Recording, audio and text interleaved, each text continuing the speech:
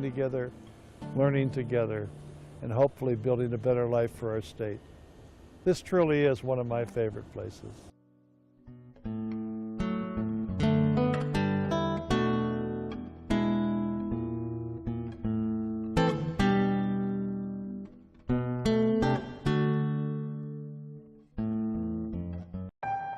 I would say it's almost immediate. Whenever anything happens with the economy, I feel like we see it first. And this kind of reminds me of the recession of 2008. Like, we knew something was going on when ships weren't coming in, when goods weren't coming into the country, and then it sort of felt like a ripple effect across the country.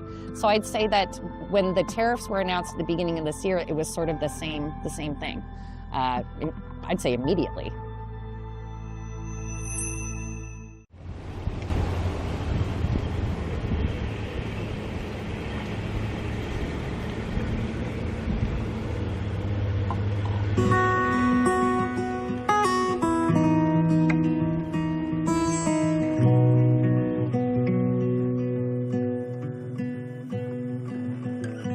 Some people call it a steamboat town, other people call it a towboat town. Some say it's an artist community, some say it's agricultural. It's definitely historical. It's the beautiful community of LaConner.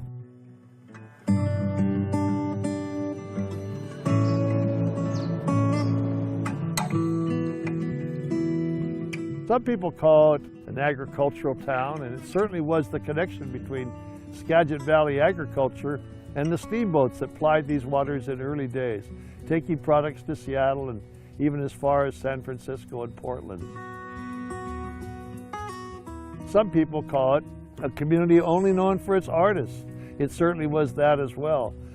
Some of Washington State's most famous artists were highlighted in a Life magazine article in 1953. Morris Graves, Ken Callahan, Guy Anderson, a number of folks were recognized worldwide. All of them had lived or worked here in LaConner. The Rainbow Bridge in LaConner is a really interesting story. As the bridge was being completed, it was painted a base color of orangish red. And the people of this town loved it so much, they said, "We don't want a green bridge." Even though state law says every bridge has to be green, these folks said, we don't want that. The fight went on for months and months, and finally the state of Washington backed down. And LaConner got their orange and reddish Rainbow Bridge.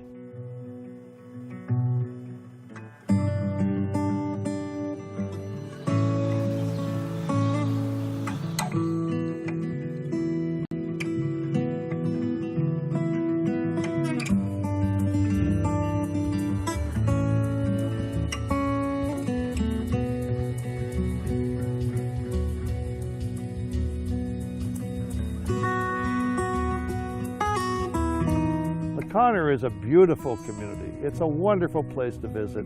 It truly is one of my favorite places.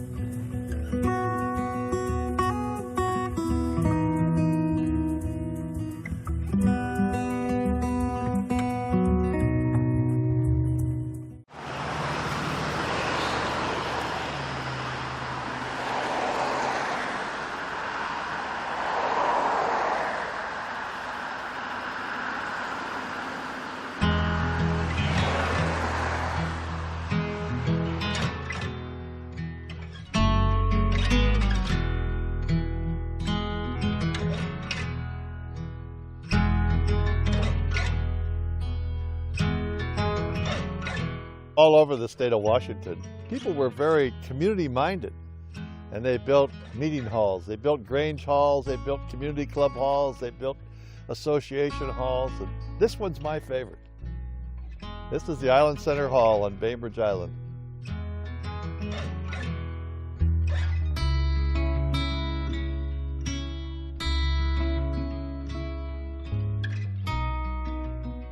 It's been in existence for over 100 years, and it's just an incredible structure. My dad came along later and put electric lights in this building.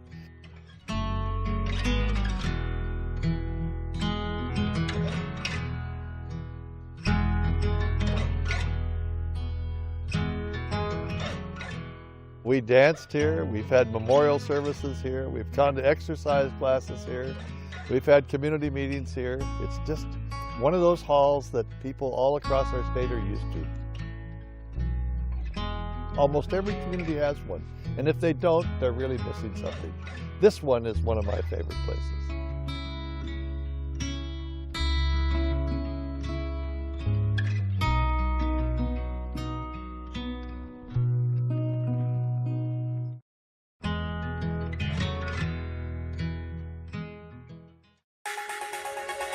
Each week on The Impact, we find stories that affect your life and we dig in. From schools to crime to where your taxes go, we bring in the people who make state policy and find out what's really at stake.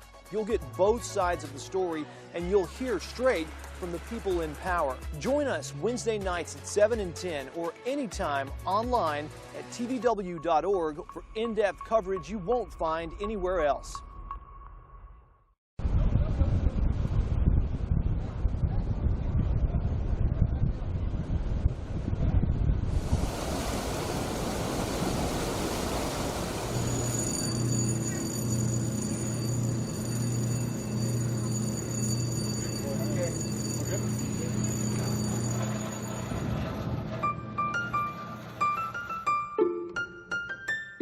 You know, in the early 1900s, the United States Navy was looking for a place to build a major shipyard here in the Pacific Northwest.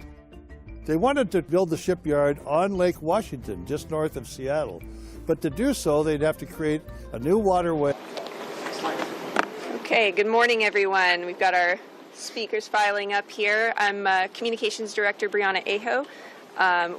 Thanks for joining us today. I'll just run through what you can expect here this morning. First, you'll hear from Governor Bob Ferguson. Then you'll hear from Adjutant General Gent Welsh, then Emergency Management Director Robert Ezelle, WSDOT Olympic Region Administrator Steve Roark, and then also here to answer questions if needed is Washington State Patrol Chief John Batiste and WSDOT Safety and Emergency Operations Manager John Himmel. Thank you again for joining us. With that, Governor Bob Ferguson. Thank you, Brianna, and thanks to all of you for being here. We appreciate you taking time to join us today. So I just signed a statewide emergency declaration in response to the intense flooding Washington State and Washingtonians are experiencing this week. This, of course, allows us to seek federal funds to cover the cost of this response, which we anticipate will be significant. It also gives us the flexibility we need to respond quickly to keep Washingtonians safe in a fast-moving situation. Brianna does have a copy of the emergency declaration in case you need to see that or want to take photographs of that. We are, as you might imagine, in regular contact with local governments, tribal governments, and the federal government. I just finished a call, for example, with the National Weather Service. We've been in communication with FEMA Region 10 and the Army Corps of Engineers. At 2 p.m., I have a call with FEMA Region 10 to request an expedited emergency declaration from the federal government. We need the federal government to grant that request. This is critical. If granted, that emergency allows us life, safety, and emergency protective measures and additional federal resources, which will be key for us to address the extremely challenging situation that Washingtonians are facing right now. I do want to encourage all Washingtonians to listen carefully to alerts from your county emergency management departments. If you receive an evacuation order, please follow that order. This is critical for your safety. Look, the impact on Washingtonians is significant now, and it's going to be significant in the coming days, and that is an understatement. We're mindful of that, which is why we're working so hard, and you're seeing people in this room working so hard to address this situation as quickly as we can. Understand it's a challenging week for many of our state. My team understands we're putting everything we can into this situation to respond as quickly as we can. We deeply appreciate all the first responders and many others who are out there in the field helping Washingtonians as they deal with protecting their homes, their businesses, their lives, their pets, their loved ones. I'll be visiting impacted communities very soon. I'm working with the General on the right time to do that, but you'll see me out in communities as soon as that is appropriate.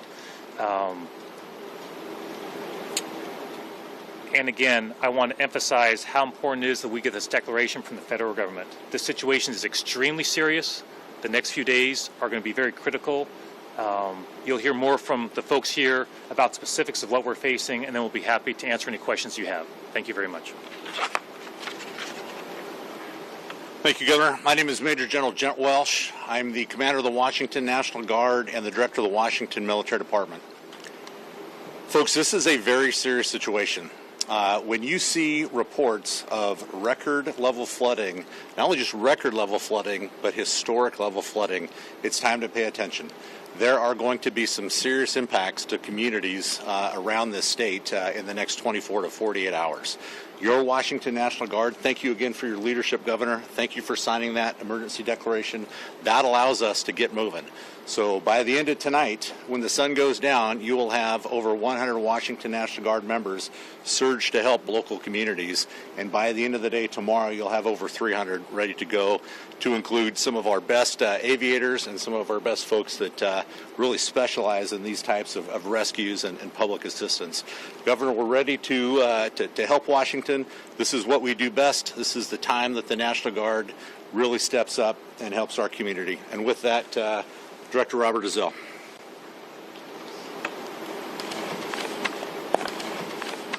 Good afternoon, everyone, and thank you for being here. And as Governor Ferguson and General Welsh has emphasized, we're dealing with a very dangerous, complex, and rapidly evolving situation.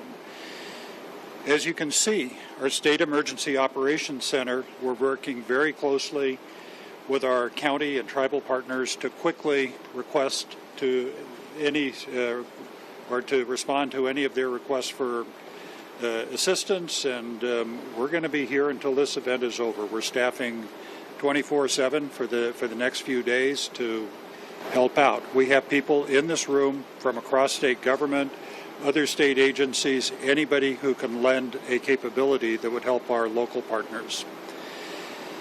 We anticipate the heavy rain that we've been experiencing for the last couple of days to continue and even increase in the afternoon and evening hours tonight and continue into the night. And so this atmospheric river event is far from done, and we're receiving signals that it's going to be wet next week as well. So anticipate that this situation is going to continue over the next number of days. What we're seeing is multiple rivers all the way from the border with Canada down to southwestern Washington are currently at moderate to major flood stage levels, and we're going to just see those levels increase as we go into tomorrow and Friday. Landslide risks are elevated statewide and will continue to be that way because of the saturated soils, and then we're expecting a number of rivers to reach or exceed record flood levels. Chief of these is the Skagit River, and we see that the 1990 record is probably going to be exceeded by about 4 feet upriver, and in the Mount Vernon, Arlington area by at least a foot. So what that means is, and what we're hearing from the county, is they're preparing to evacuate 75,000 people who are living in the low-lying areas. They've already put out alerting orders to evacuate, and we could anticipate go-now orders coming as early as this evening. We anticipate levees, not just on the Skagit River, but on many others being overtopped. And we're hearing reports that the flood wall down in Arlington could be overtopped. But it's not just the Skagit River that we're concerned about. We're seeing significant impacts along the Cowlitz River. Highway 12 is underwater in a number of areas. The town of Randall's currently cut off. We see parts of Packwood cut off, and we're seeing that situation on a number of rivers across the state and even on the east side of the Cascades. In Pierce County, right here, just a little bit east of where we are, we see go-now orders already being issued for areas in Ording. And so, again, it's just a complex, evolving situation, and it's not just confined to a couple of river valleys. It's pretty much prevalent across western Washington. Our local governments are fully engaged. We have more than a dozen local emergency operations centers activated. Many counties have issue disaster declarations, and we're seeing sheltering operations in a number of the hardest hit counties. Again, what we're doing here, the important work that my team is doing is coordinating support from across state government to help our local partners. And so I'll just wrap up to echo the pleas of Governor Ferguson and General Welsh. Please follow evacuation orders, keep yourselves safe. If there's high water out there, don't drive into it. And just do everything that you can, listen to the news, be aware of the situation, and take the appropriate actions that you need to protect yourselves and your families. And with that, I'm going to turn it over to Steve Roark, who's the Washington State Department of Transportation Olympic Region Administrator. Good afternoon, everybody. Just a brief transportation update. WSDOT certainly saw this forecast coming and planned ahead, and we have our crews out in full force looking at state highways across the state, particularly here on the west side, to take care of water over the roadway issues. We are poised to reopen roadways when it's safe to do so. And I would emphasize safety's job one here. Good source of information if travelers need it, and I would encourage travelers to plan ahead for any trips in affected areas. The WSDOT app, the WSDOT website is a great source for travel information and our real-time travel map. So plan ahead and be safe out there. Thank you. So we're happy to take any questions that folks may have. Yes. Requested assistance for the bomb cyclone, for example, and that assistance was denied by the federal government. Do you have any concerns about that with the funding that you're requesting now? Sure. So I'll just repeat the question just so everybody could hear it. So the question went to the fact that Washington was denied funding to deal with the bomb cyclone from the federal government, and I think you're asking, hey, do we have a sense of what the response will be to a request? Obviously, I'm acutely aware of the denial before, and I've shared my thoughts about that in the past. I won't repeat those here. What I will say right now is that, lives will be at stake in the coming days, and we need the federal government to do what's entirely appropriate here, which is to declare an emergency that taps into the resources and the assistance from the federal government that literally can help us save lives and help individuals save their homes and their property and their livestock. And so I look forward to the 2 o'clock call, where I'll be laying out the impacts, the fact that Skagit River, which in the over 100 years we've been recording flooding at the Skagit River, we anticipate this will exceed that by multiple feet. That this is a very, very serious situation. So, all I can really say in response to your question is we need them to approve it, and we'll be doing everything we can to make sure they have all the information that lays out very, very clearly what's happening here in Washington State. You bet. Yes. Would you describe this system as life-threatening right now? I think anytime you have literally tens of thousands of folks who may be facing evacuation orders, yes, by definition, that becomes a life-threatening situation. And so once again, it is critical that folks listen carefully to those orders, and if they receive an evacuation order, they need to put their safety first and deal with those. So yes, absolutely, this is historic flooding. Our state has seen some big floods in our history. And anytime you have the potential and what's really being predicted of literally record-setting flooding on the Skagit River, by definition, that puts people in jeopardy. And that's why we're taking this as seriously as we are. My other question for you, I was in Auburn earlier today. There's a Chevron gas station that's flooded, inundated, water's up to the pumps. I know your FEMA request is in the works right now, but what do you know about businesses suffering from flooding across the state right now? Do you have any information you can share? Sure. So there's a reason why I declare this a statewide emergency, because this is impacting folks all across the state. It's not just Skagit County or just Lewis County. It's a statewide problem that we have, and it's a very fluid problem that we have. So we're very mindful of whether it's businesses, homes, lives, livestock. The impacts are real for many Washingtonians and businesses. That's why we're all working so hard. You're seeing that right here in this room. There's lots of folks outside this room who are out there trying to address this as quickly as we can. That's also why we need the coordination of governments, which we're getting at the local level, and why we need it from the federal government as well. Thank you. Any other questions that folks have today? Anything else that any of you want to share? If not, I want to thank all the folks who are in this room for their hard work at a really challenging time for Washingtonians. The message for Washingtonians is really clear. We're praying for you. We're doing everything we can to help you in your situation. And we also ask you, listen carefully to the experts who are providing information to you. We ask you that. We ask you to follow their instructions. And with that, we're going to get through a really, really challenging situation. And of course, we'll be keeping Washingtonians and the public updated on a regular basis throughout this process. When we get a response from the federal government, we of course will let you all know as soon as possible. And again, really appreciate you sharing this information to Washingtonians. It's a really critical time. Thank you very much, everybody. Thanks, General. Appreciate it. Yeah.